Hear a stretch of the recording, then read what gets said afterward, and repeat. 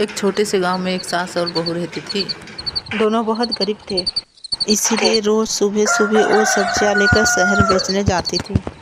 सास समझदार थी और बहू सीधी सादी और मेहनती थी। एक दिन सास की तबीयत अचानक खराब हो गई। सास ने धीरे से कहा, बहू, आज तुम अकेले ही सब्जी बेचने चली जाओ, लेकिन ध्यान रखना आज रास्ते से जल्दी लौट आना।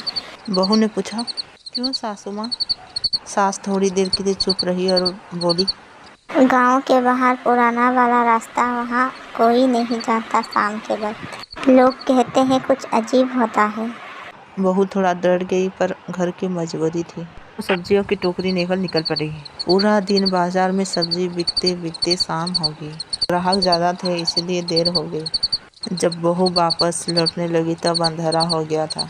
गांव पहुंचने के लिए वही पुराना रास्ता लेना पड़ा। जैसे ही वो रास्ते पर पहुंची तो ऐसा लग रहा था पीछे से कोई चल रहा है। बहू ने तेज चलना शुरू कर दिया, लेकिन पीछे की आवाज भी तेज होने लगी। बहू ने हिम्मत कर पीछे देखा, पर पीछे कोई नहीं था। अब बहू और डरने लगी और भगवान का नाम लेकर जोर से चलने लगी।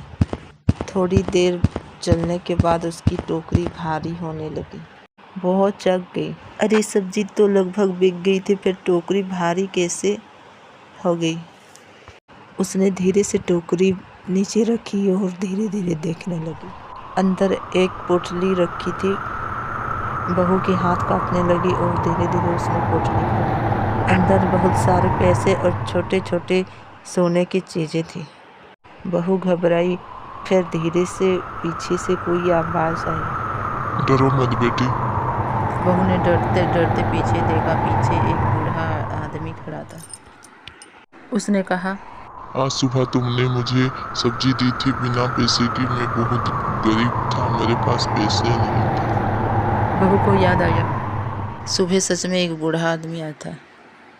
उसने कहा था, मेरे पास पैसा नहीं है, और बहू ने उसे सब्जी दी थी। बूढ़ा आदमी फिर बोला, मैं तुम्हारी अच्छाई देखना चाहता था, इसीलिए तुम्हारी परीक्षा दी। ये तुम्हारा इनाम है। इतना कहकर बूढ़ा आदमी धीरे धीरे अंधेरे में गायब हो गया। बहू जल्दी जल्दी घर पहुंच गई। घर पहुंचकर वो सास को सारी बात बताई।